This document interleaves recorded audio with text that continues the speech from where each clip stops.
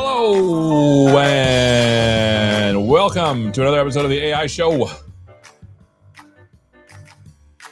I am your humble host, Double H.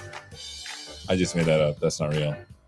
Today, coming to you from my basement. I don't have a basement, but from my office here. This is the AI Show where we talk all about good stuff. Why don't you tell us where you're coming from? Off to the side of the eye. Tell us where you're coming from, and I'll give you a little shout out. By the way, we simulcast to LinkedIn, Twitch, and YouTube. So if you're the only one in any one of those particular channels, you are not alone. You're not alone. All right. So again, by the way, your comments take about 30 seconds to reach my eyeballs. And so side of the eye, where you're coming from, say hello, and we'll say hello back to you. This time, we have an awesome double header to bring to you. Let me just share my screen. Here. Oh man, I got a little bit of the sniffles, but not like that. Don't worry. I'm not sick. Because everyone's like, oh no, if Seth is sick, I can't be here. What if I catch something through the internet? Today, number one, we are going to be unlocking, underline. Oh, it looks like I crossed it out. That's not what I wanted to do. Unlocking new dimensions of creativity. Do I have a sound effect for this? I don't. Creativity. That was scary. I'm not going to push that one again. Creativity with GPT-Image-1. Image-1. I know. I did it again. I promised I wouldn't, but I had to. Plus Sora. This is with Malavika. Oh man.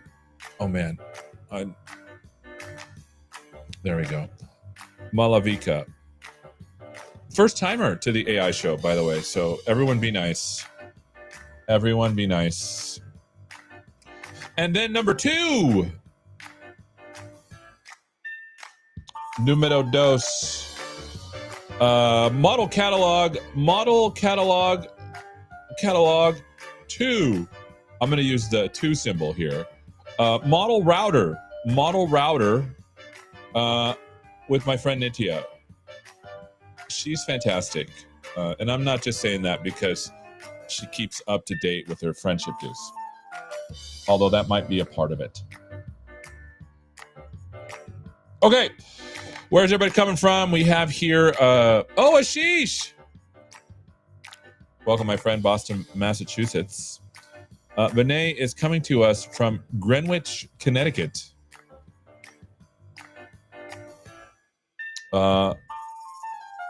And then Farzad, hello, my friend. It's good to have you here. So those are the things that we're doing today. But like always, we are interested in your question. If it's your first time watching, generally what we do is we have our guests come on. We actually pre-record something like the week before, but no one has ever seen it. It's the first time for any one of y'all. So we watch the content. This becomes evergreen content. And then after, you are welcome to ask any questions of your choosing. Any questions. Oh my gosh. Hello, Stephanie. From Bletchley. That is... It's like the birthplace of a lot of computing stuff. Wow. Stephanie, thank you. We also have Money X India from India. Manikandan Ramaswamy, thank you for coming here, my friend. All right, well, the music's up. Malavika, you ready? Give me a thumbs up. Yes. How's it going, my friend? Good. I'm excited to be here. Yeah, she's like, what kind of show is this, Seth? By the way, how long have you been at Microsoft? Well, I've been here for almost 5 years, but I joined the Foundry / Azure OpenAI team in October. Oh, I see. That's why. That's why. So you're an old timer. Sort of. I guess. She's like, no, like I've been at Microsoft for like 10 years, and I feel like I just started yesterday. I don't know what I'm doing. I mean, I don't know if you probably know what you're doing, but I mean, no, I don't think so. But. You're good. All right. So how about this? How about we start off with this video, and then people can ask questions. What do you think? Yeah, let's do it. All right. So let me get this going here. It's starting right now here. You're not going to want to miss this episode of the AI Show. We're talking all about unlocking a new dimension of creativity with GPT-Image-1 and Sora with my friend Malavika. Make sure you tune in.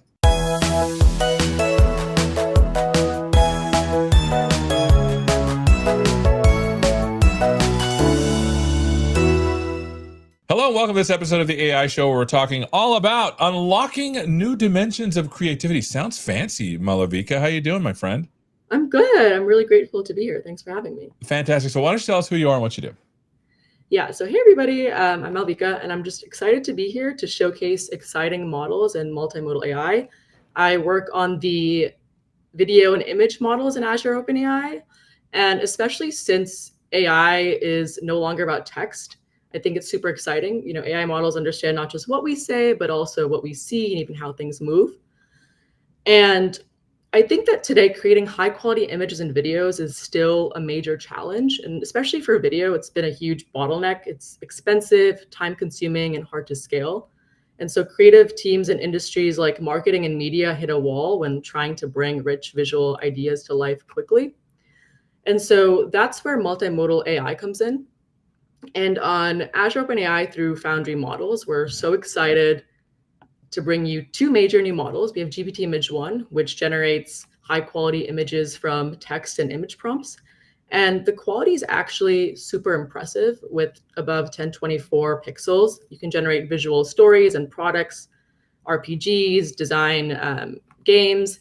And I actually recently used the model to help create mockups and design my new apartment, which just goes to show how you can use it in your daily life.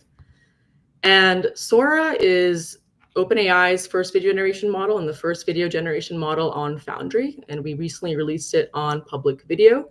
And so video is still an emerging industry, but the quality and the resolution is super impressive.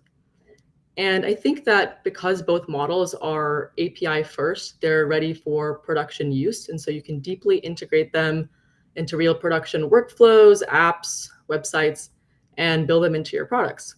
So this is really cool. Where are you finding that people are able to use these things? Like for me, you mentioned briefly, like, yeah, we can make some images and videos.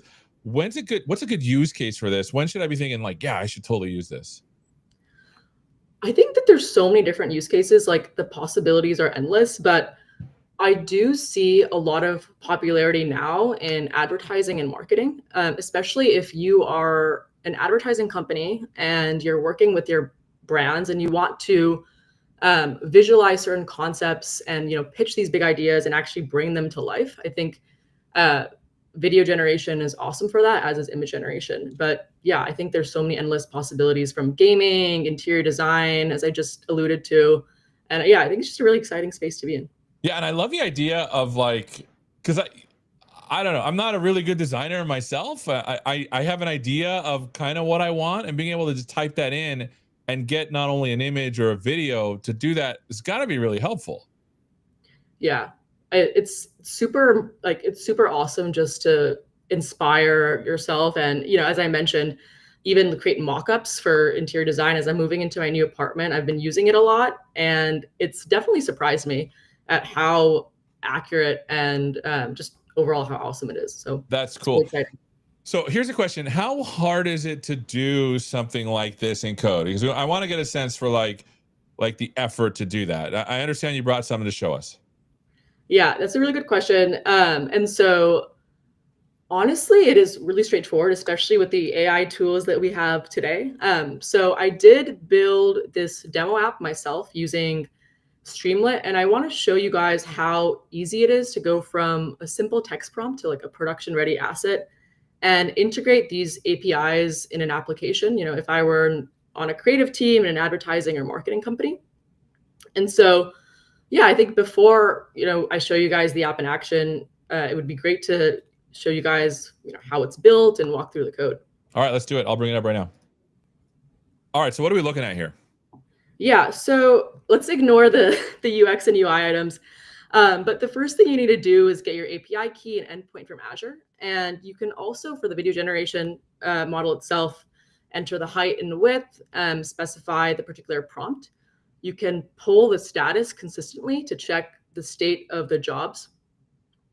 And then the app will send a request to the relevant endpoint. So for image generation in particular, we also have an image generation endpoint. But what makes this super unique is the edit endpoint. So you can apply edits to generated images. So let's just see how this works. I'm going to run the application. And again, the goal here is to simulate how creative teams and marketing can generate campaign content on demand. My UX and UI isn't perfect, but I just want to show you guys how easy it is. So what you're doing here is you're using Streamlit to actually generate the UI for it. Exactly. Got it. Okay. Okay, cool. What are we looking at here? So I want to kick things off GPT-Image-1, and let's just say I'm in an advertising company and I want to generate an ad for my client, a perfume brand. And so let's start with a high-end visual prompt. And so for this particular ad, I want to exude a luxurious atmosphere with, long sleeves, a lavender background. I can select the image size, increase the quality, and finally generate the image. And all these things you can do in code as well. You just kind of made Streamlit do it for you in the code. How long does this take? Because I know we're watching this video, but how long does this actually take to do? So it depends on the size of the video. It can take around a minute. It just depends on the quality. I did generate this video beforehand just so I wouldn't spend too much time on the generation. Awesome. Wow, that looks really cool. Yeah, it looks really cool. And by the way, you said video, but you meant image in this case, right? Image, yes. Got it. And so what are we doing here? Yeah, so the cool thing about this particular model is that you can iterate upon the generated images. And so let's say I want to replace the lavender field with cherry blossoms. I can apply the edit right away. And this is great for, seasonal rebrands or if you just want to make some quick fixes. I see. And the editing the image you said takes about 20 seconds to a minute, right?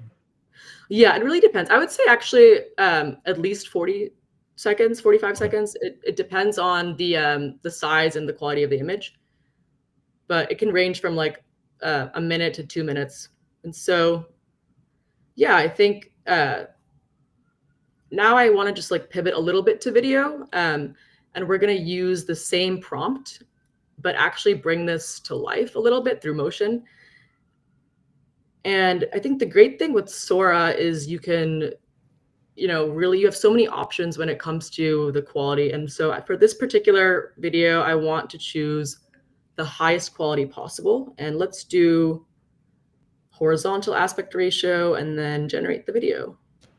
And my guess is that video probably takes a little bit longer than images because it's like a bunch of images together. Exactly. And as you can see, I did speed things up for this demo. So this is not how quickly it takes in real life, but we can be hopeful. And this was you. This is the first, like, did you do some prompt? Oh, looks like they're prompt engineering. Yeah, I added that as a special touch. Nice.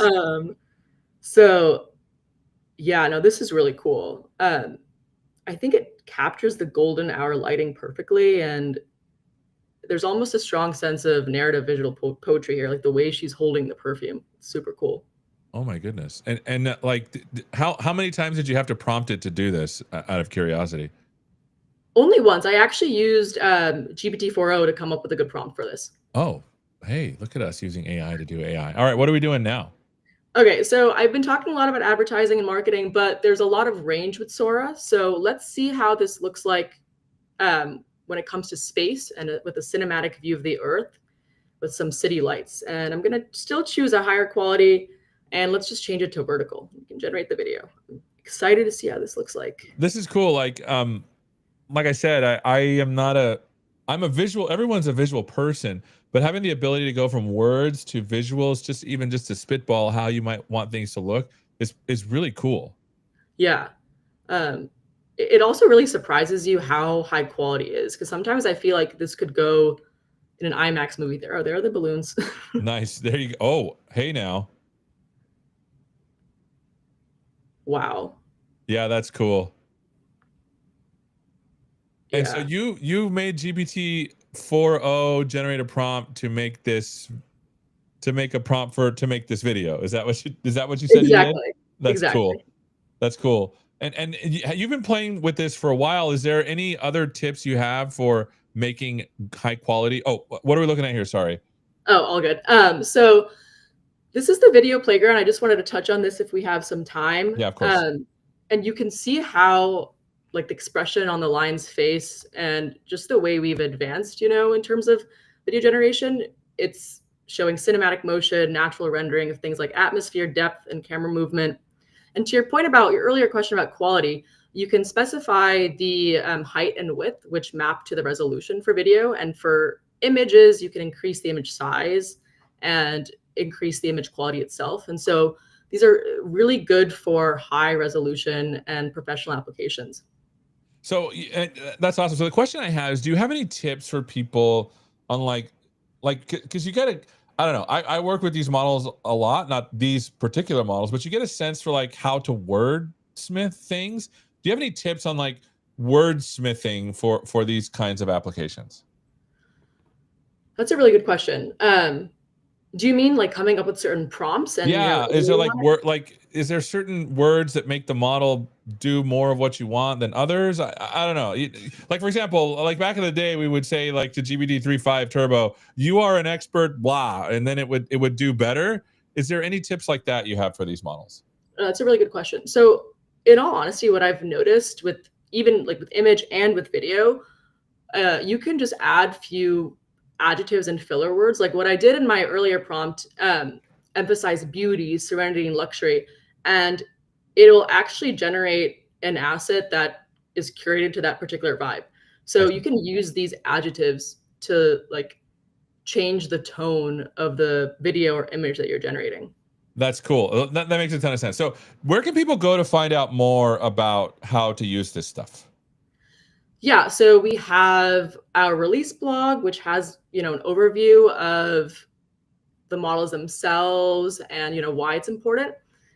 We also have great API documentation. And for example, we have a quick start page, which shows ways that you can get started with Sora and, build your own application.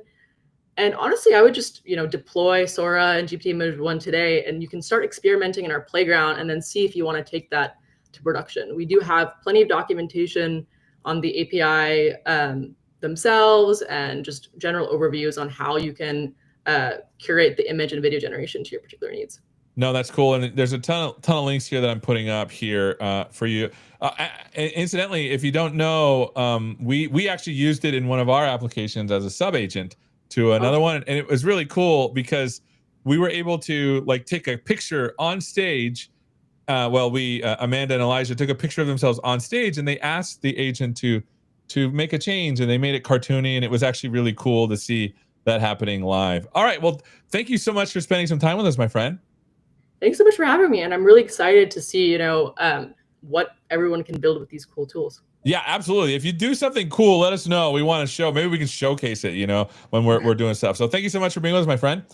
Thank you. Thanks for having me. And thank you so much for watching and learning. We've been learning all about how to unlock new dimensions of creativity with GPT-Image-1 and Sora with Malavika. Thank you so much for watching, and hopefully we'll see you next time. Take care.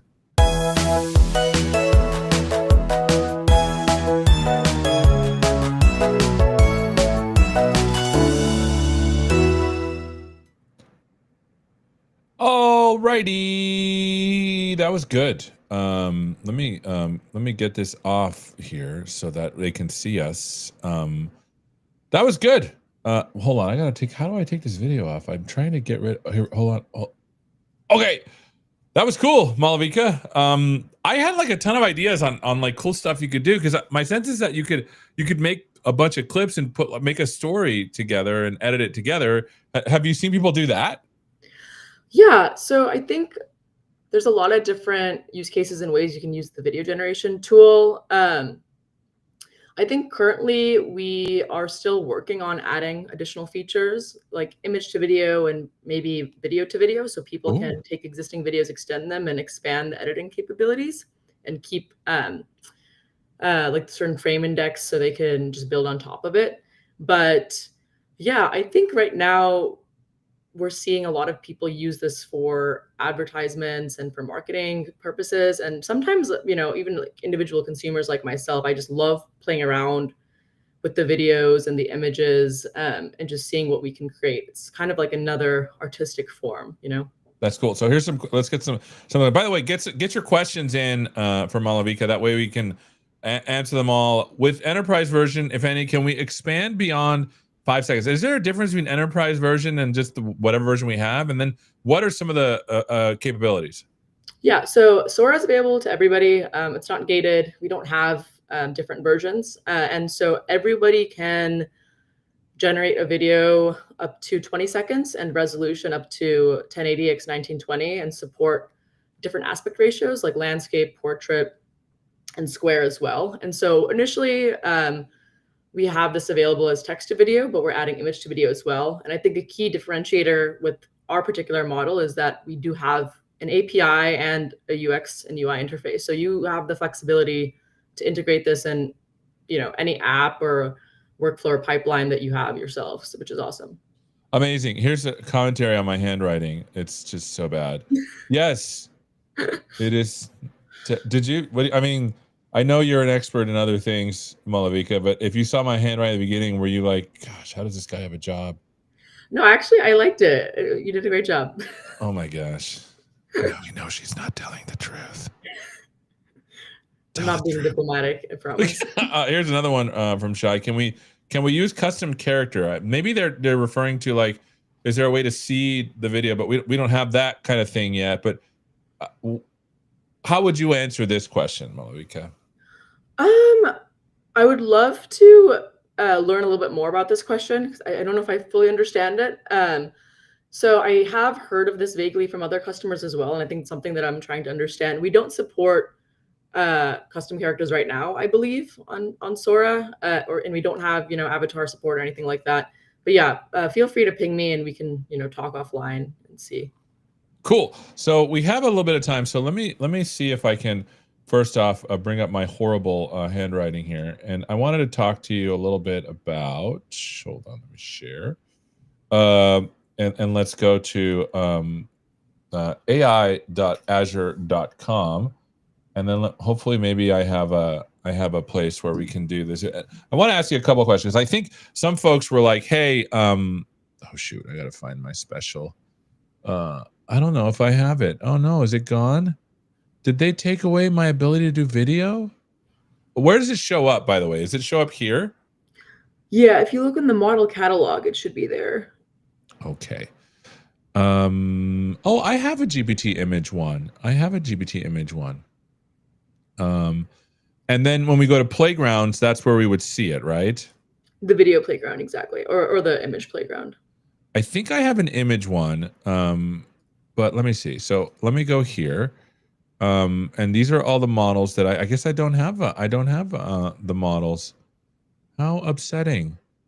Well, I'll have to look. So if to create one, we basically go to the model catalog, right? And can anyone create one of these? Is there a special region for this? You still there?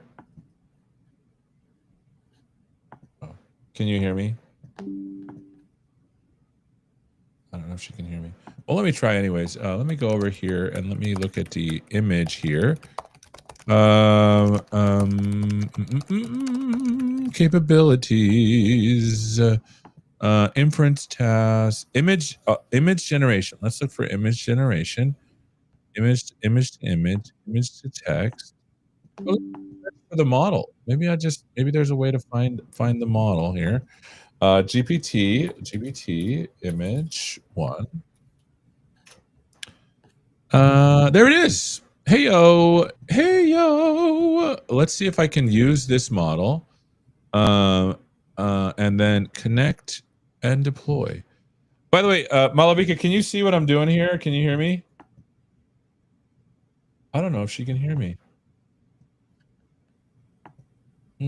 Okay. GPT-Image-1 and then open in Playground. All right. So what kind of prompt should I do for this, friends, as you're watching? I don't think Malavika can hear me anymore. Or can she not hear me? Oh, she's having tech issues. I see it now.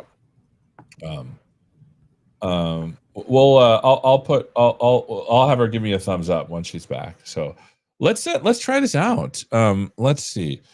Generate an image for the AI show as a placeholder when folks are waiting for the show to start. Make it fun and engaging. Let's see. I wonder if let's see the different. So you can see here the different sizes. You can see the quality here. We'll do super high. And then PNG, very nice. Looks like you can add an image as well. So let's go ahead and generate this. So you can see this. Here's let's get to some of the questions here about C#. Can't we live in C#? Where did I miss the boat on having to learn Python as a pursuit? Python is actually a pretty good language here. Let me put some background music on because it's. That's not what I wanted to push. Python is a really good language because it's actually good for a lot of AI stuff. Are you back, Malavika? Yeah, sorry. I was having tech issues. It kicked me out of the live stream. My apologies. That's not your fault. Don't apologize. Oh, good. So I was showing them the GPT-Image-1, and I was generating an image, and look at this. That's pretty good. Cool. Yeah, like the text and everything came out so accurately, which is awesome. Oh my goodness. Like, I really like this. But what if I need this to be 1920 by 1080? There's no way to do that, right? So, yeah, unfortunately, we only support these sizes for the image one, but for video, we support higher width and height dimensions. But hopefully we can.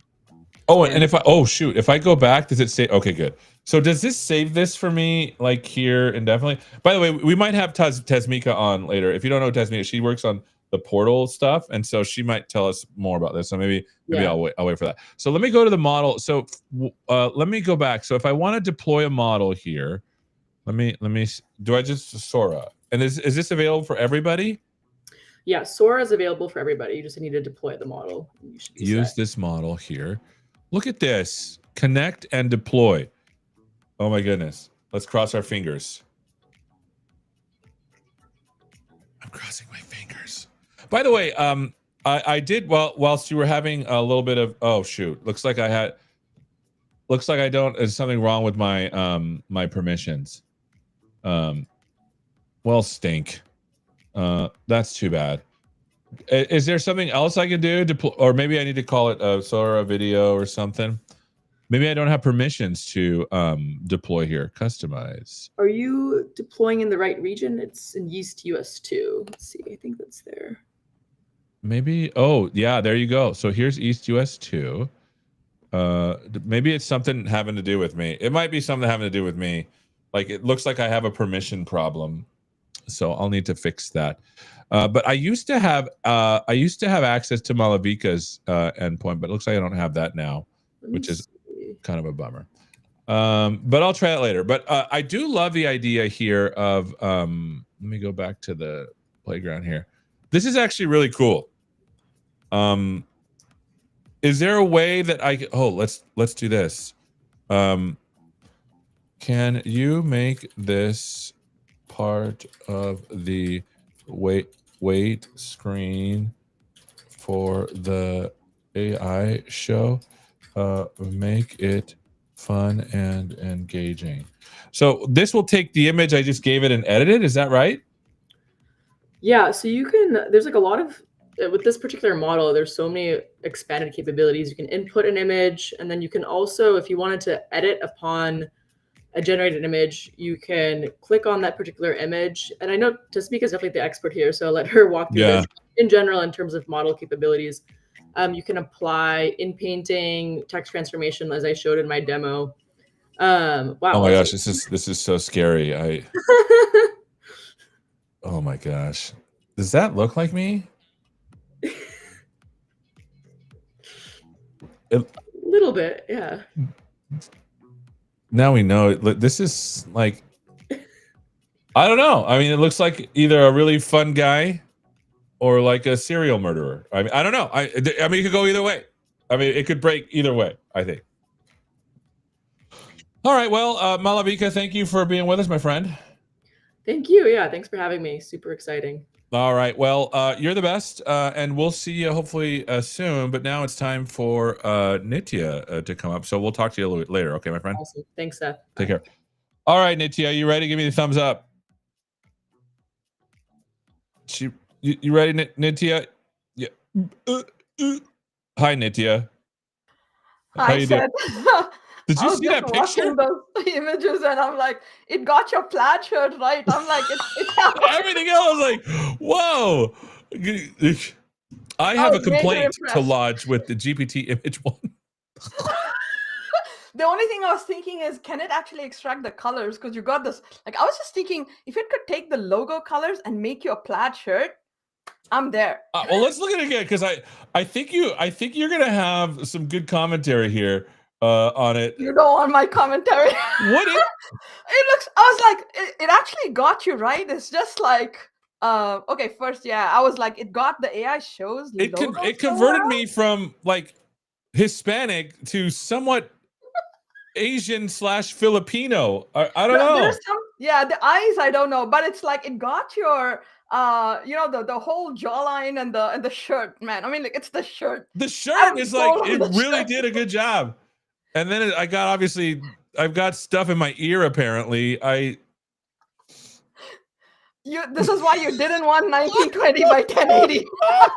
I think if it were higher resolution, you'd find a lot more stuff. Nitya's like, it's a good thing they don't go higher res, because like, oh my gosh, that was, I don't know. I mean, the logo, the AI and the show, the this way is cool. Set up is, yeah. That's delightful. This is concerning to me. I mean, chat, I mean, can you maybe get a commentary in there just on the side? Does this look like me? Like, but the thing is, I'm wearing, like, I think I'm on brand here. Let me turn. No.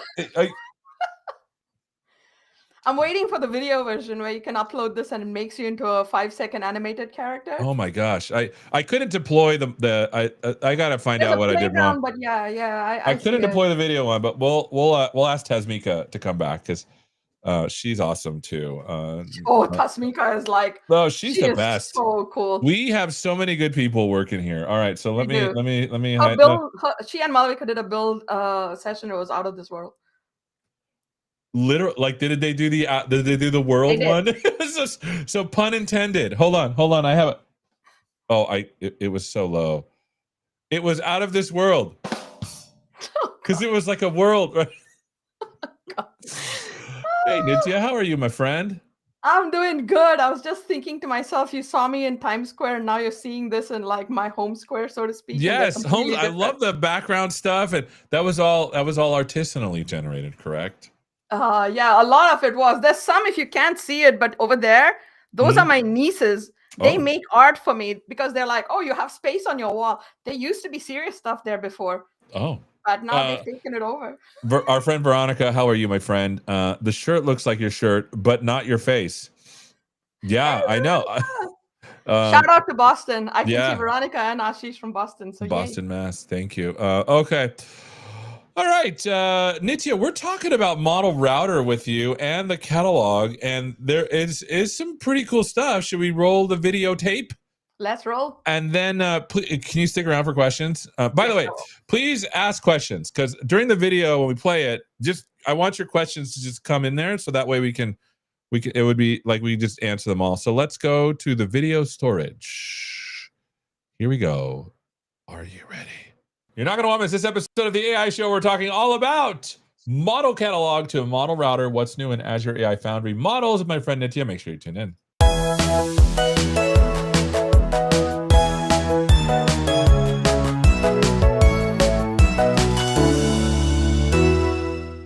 Hello, and welcome to this episode of the AI Show. We're talking all about the model catalog to model router, what's new in Azure AI Foundry models, my friend Nitya. How you doing, my friend? I'm going to pause it here for a second, Nitya, so you can see that between the first video and the second video, I got a haircut. Oh my God. That's why I don't look as sloppy. You know, there's like two. Well, you make me feel good because the continuity in my outfit is no longer the issue. Nah, it's not even like, I think everyone knows that we like, because look, I'll be honest with you. Sometimes people come on the show for the first time and it's kind of nerve-wracking, right? To do a demo. And so what I do is we pre-record them so that there's safety, and then we make it so that it's something that, you know, people can watch over and over. It's an evergreen content. But then we come on here. But Nitya is a pro. I mean, we did, this was like a single cut. I think we did. Oh no, it wasn't a single cut. Do you remember what happened, Nitya? We got through like 10 minutes of the show, and I'm like, I forgot to press record. I forgot. She's like, oh geez, Seth. That was dumb. All right, so let's keep going. I'm sorry about that. I just want to let people know that, like, if I look fresher, it's because of my haircut. There you go. Here we go. Hi, Seth. I'm doing great. Build was so awesome, but now I'm in New York. I don't know if you can see this. I'm in Times Square for a community conference.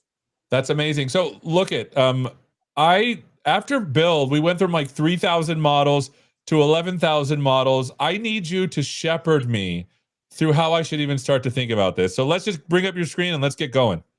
Let's talk about it. So I want to start actually with, you know me, right? I love visual storytelling. Yes. So I want to start with this. Asha Sharma, our CVP, had a really nice blog post that very succinctly captured all the big items for Azure AI Foundry. So I visualize this is a mind map. And when I look at it, it's very clear that we have two big buckets, right? On the left, you see a lot of news around models. On the right, we see a lot of news about agents and solutions.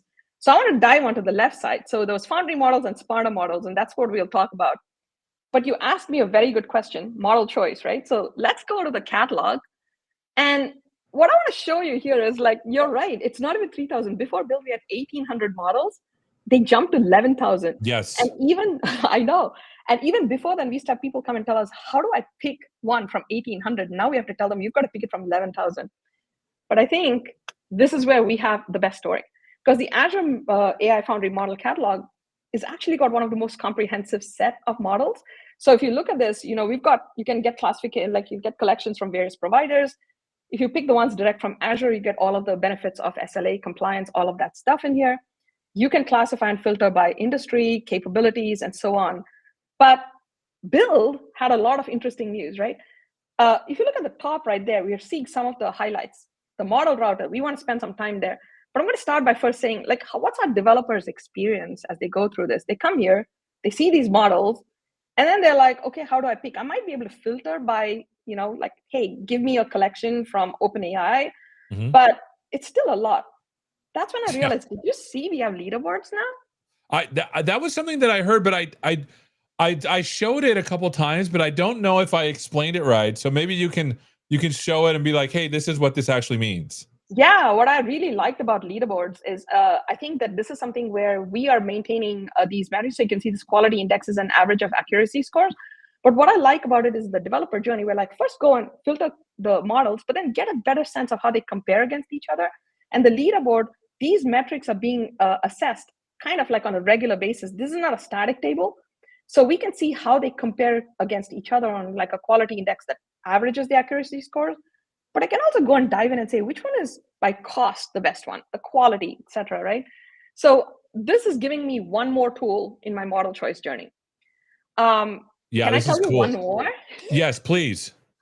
Okay, you all know, right, that it's very hard for people to start kind of playing with Azure because you need an Azure account. But what if Yeah. you could give them an option to try stuff out for free? Ooh. And yeah, so I'm like, among these news items, we did see that Grok was one of the models that was released. So did you know you could go into GitHub Models? So if you just go to GitHub Models Marketplace, Grok's currently available in there. Oh, that's cool. Yeah, so I can try it out. And I've been using GPT-4.1. So let's say I take Nano and I want to get a gut sense for, okay, Grok 3 is this new model. What does it actually do? Mm-hmm. So I'll let you pick a prompt, Seth. Which prompt should we go with? I am thinking you never go wrong with Shakespeare. Okay, let's do Shakespeare. So this is really cool with GitHub Models, right? It puts it side by side. And now I'm like, even without knowing what the models are doing, I kind of can immediately sense that one is doing something different from the other. And I really love that if you look at the top, it gives us like the token counts, the time, and so on, right? So I can see, okay, this new Grok model is doing something differently. It is giving me a lot of data, but do you kind of get my sense of what I'm saying? Yeah, here? I feel like it, like having it side by side is like more of a tactile kind of like, I can get like these things obviously don't have personality because they're not people. I don't like anthropomorphizing models, but you do get a sense for like that they're different, which is kind of cool.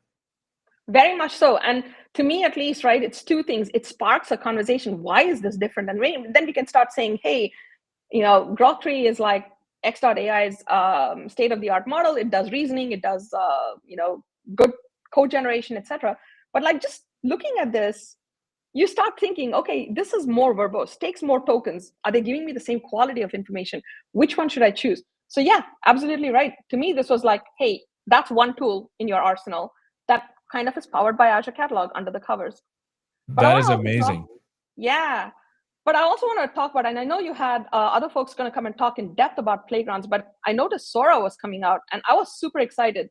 We have these playgrounds. I was literally showing this at the conference and people are so excited about video.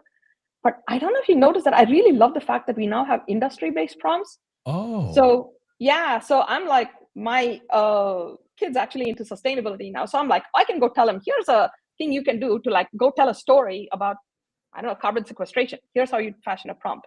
But I love this. Like nothing teaches you better than to show me how, right? Yeah, that's cool. So yeah, but now we got to go to the best part. Like, are we ready to talk model router? Yeah, this is, now before we go there, like we'll leave this cool thing up and I'll bring up, this is a part that I heard about, but I didn't get any insight into how it worked or what it looked like. So I'm really excited to hear this. Could you tell people, lead us through this again, if you can.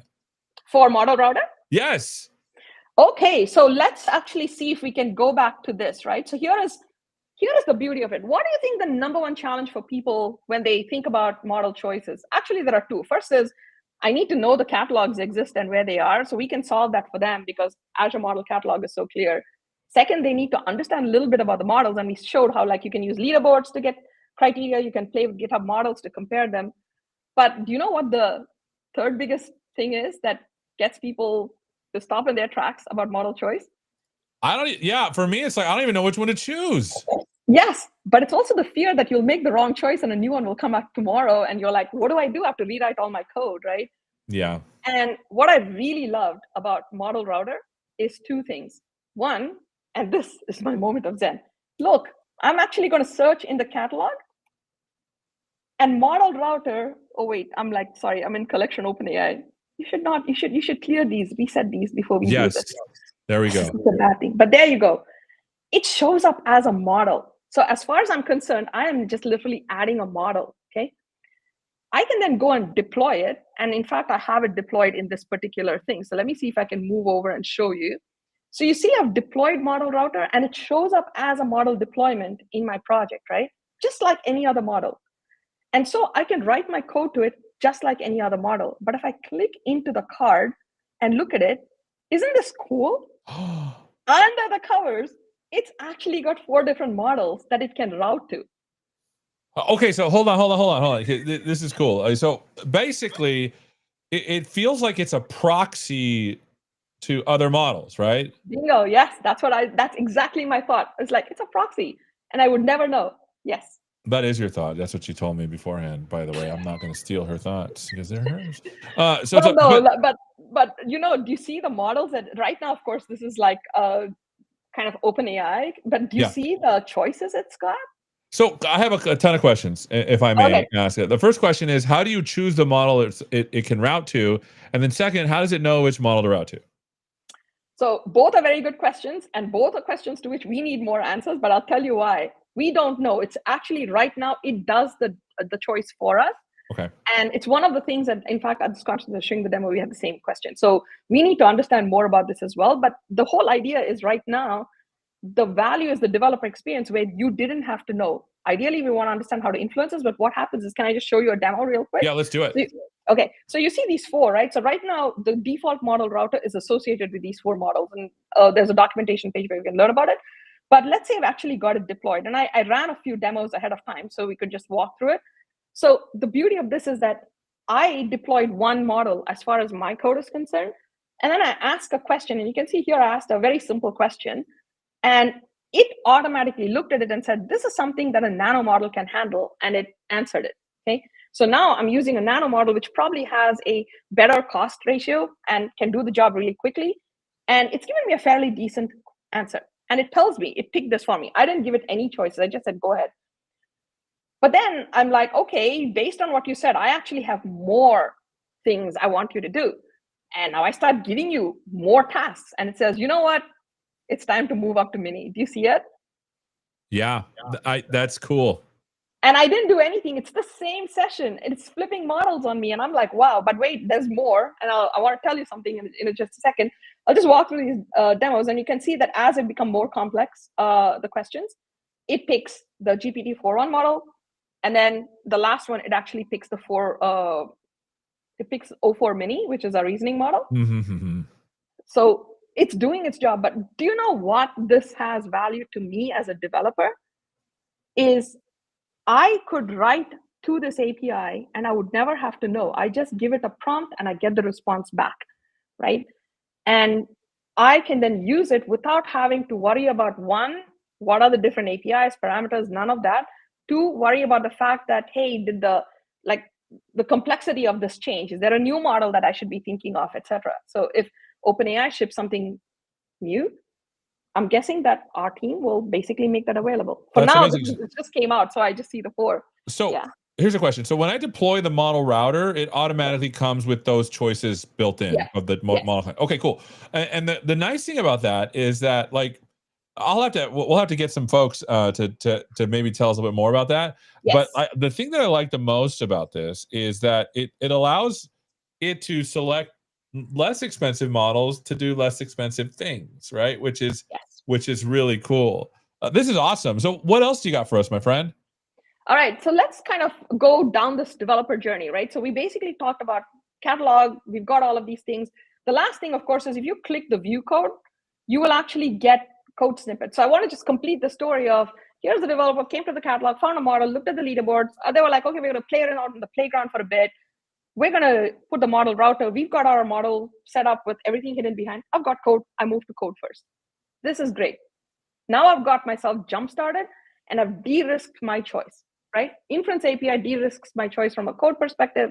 Model routers hiding some of this for me.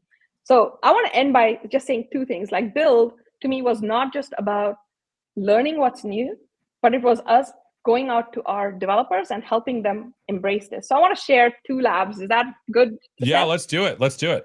All right. So what I'm excited about this year's reasoning models. So I want to put this up there because we were talking about reasoning models right now. So at Build, we ran a lab. It's Lab 333, which takes you into kind of insights in reasoning models. Think 100 to 200 level. So if you wanted to understand how does reasoning model work, what are reasoning tokens, what is the trade-off you make, why would you go to a general purpose versus reasoning model? This lab will work you through a lot of this using both Portal as well as code. And I wish I could show you the demo, but what blew me away was visual reasoning.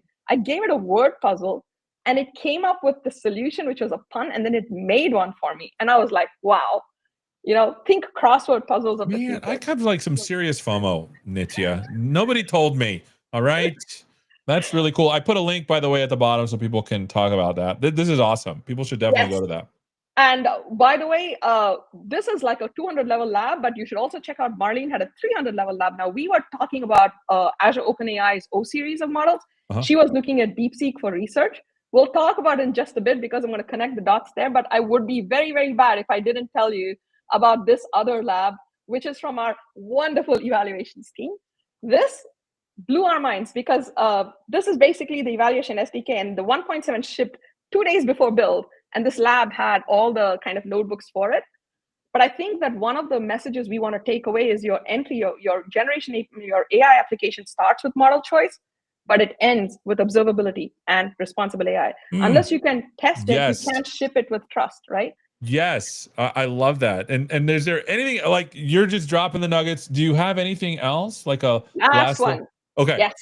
So what I want to say is, if you want to get hands-on with this, we're starting a series called Model Mondays. It starts in 2 weeks' time. It'll run for 12 weeks. By the way, there'll even be an episode on Prompty. Watch out for it. I love it.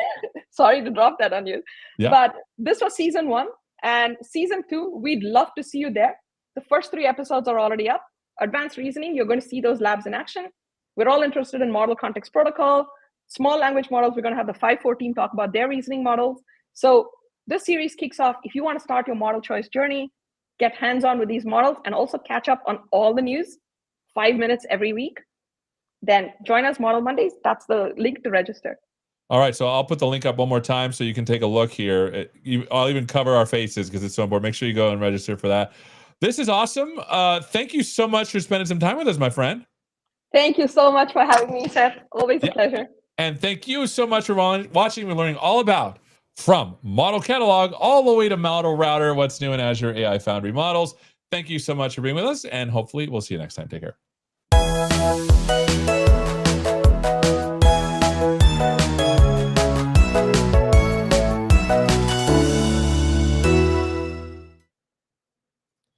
How about them apples? Well done. Thank you. Did I ever mention that I hate seeing myself on TV? Oh, you have no idea. I hate it so much. Like, I don't watch. You're so good. You're just effortless. Oh my gosh, effortless. My eye. No, I hate watching videos of myself. Like, I'm watching one right now. Seriously. Okay, let's see if there's any questions here. Not really. There were. You explained it so well that people didn't have any questions about it. What are some fun things that you're working on as well? Because if you don't know Nitya, she is prolific at. She makes a lot of stuff. It's insane. Well, I think, well, 2 things. I think right now model choice is definitely my go-to, but I really have to shout out to the evals team. I think we're all. Do you look at all the buzz out of AI Engineer Summit and the? Yeah, I was there. You were there, so you saw like evals and reasoning and all. They were like top of mind for a lot of people. And I was like, wow, we have such a good story. Yeah. Did you go to the AI Engineer? I'm in New York. So we had a bunch of folks. Cedric was there. I think Mark, you were there. And like I saw Elijah doing a demo on stage. That was like so awesome. You guys rocked it. Yes. I did a demo on GitHub stuff. And then Elijah and Amanda did their dog and ponies. It's an app actually that we open sourced, so people can go look at it. It's pretty cool. We need to put that in there. I need to like promote all the stuff. My entire journey into Foundry started with Contoso Chat, which you did as a breakout talk. Yes. And it became like, it's killed 4,000 people for 1.5 years. So oh my gosh, that is amazing. Yeah, thank you. By the way, if you don't know, so sometimes I get to make demos for keynotes, and then like I make them what I call show ready. And show ready means that I can show it working. But having it ready for people to actually make it work themselves is a whole extra unit of work. And Nitya just does that work. And it's really cool, because then she's like, hey, Seth, you need to fix this thing. And so I usually fix things. So, but yeah, I appreciate it. Contoso Chat is still something that's going on? Oh yeah, it's still, I think like I'll almost split it into 2, right? Like the data for it is still kind of powering so many. But the app itself, I think, was still on tour until like tour finishes in June. I don't know. Yeah. It's still, I think, the workhorse. But the reason I love it a lot is as both like a visual storyteller, but also like just getting people familiar with things. The scenario is so intuitive. You can keep layering things on top of it. Yes. Yeah. So I'm a guy that Yeah. I'm a guy that enjoys the simplicity of doing things, and yeah. So by the way, we should talk about Prompty later because there's a new version coming out soon, and there's a couple of fixes that I'm making and some cool stuff, adding some security features, and so maybe we can come on and do another show about that. Yes, and we've got to have that on Model Mondays too. We really need to feature Prompty because it's like we're looking at you get a model. How do you start using it? And I think it's one of the most streamlined ways to go. So yeah, and I think we're adding agentic features to it too, just to do the simplified function calling loop. Just yeah. That would be is super cool. In fact, like I think in the evals lab we had a Prompty sample as well for the custom. So it keeps showing up. People are like, "What is Prompty?" And I'm like, I think the only thing is that Prompty is so close to prompt that the SEO on finding it can get really. Oh, lay it on me. Maybe we should fix it or something. Nitya, you're the best. Thanks for being with us, friend. Thank you so much for having me. Appreciate it. All right, and we'll have you on again. You're such a star. We'll see you later. All right, my friends, it's time for the walk-off music here because we got. Here we go. Thank you so much for being with us. We got a couple of 5 minutes, so I thought I'd tell you a little bit about what we have coming on. Prompty.ai that you can go, by the way, if you want to find out. I'm redoing the website, by the way, so it's going to be a lot better. I have some time now to make it a little bit better, and then we're gonna. By the way, if you don't know, Prompty is supported in semantic kernel. The semantic kernel has a C# version of Prompty. So yeah. So next time on the AI show, we are going to have Foundry Local, friction-free app development for on-device AI with Raji. She's awesome. And then at 9, there's no reason not to fine-tune anymore. So make sure you come for that one. That's with Alicia and Amkar, who are delightful human beings. And we have a packed calendar of good stuff coming down the pipe. And also, maybe we should I don't know. We should make a website for this stuff where people can be like, I have a suggestion for a show. So maybe we'll look at that for our next season coming up. By the way, if you don't know, Microsoft's fiscal year ends in the end of June, at the end of this month. And so it's like, for us, it's like end of year. And then next year, new stuff starts. And so we'll keep you updated on our plans. But again, the goal is to keep you informed on the latest and greatest that's happening with AI. And even if there's cool stuff out there that you want to see, just let us know. We're here to help explain. And my biggest thing is I love condensing the complex topics down to their fundamental principles so that then we can be empowered to do cool stuff. And that's the part I like the most.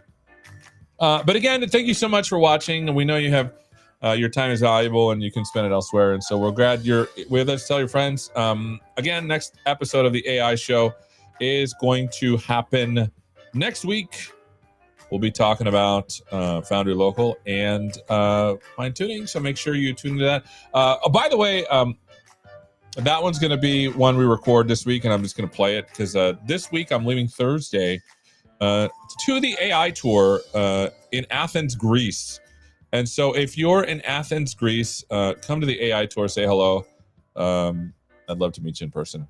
Okay, thank you so much for watching, and hopefully we'll see you next time on the AI Show Live. Take care.